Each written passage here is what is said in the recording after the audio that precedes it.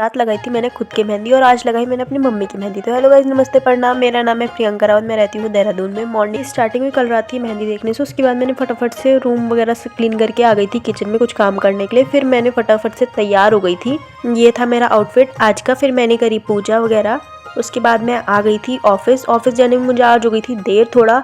उसके अंदर मैं फटाफट से काम धाम करके लॉग आउट करा और निकल गई थी डी मार्ट के लिए, क्योंकि मुझे लेना था कुछ पूजा वूजा का सामान, कुछ थोड़ा खाने पीने का भी लेना था।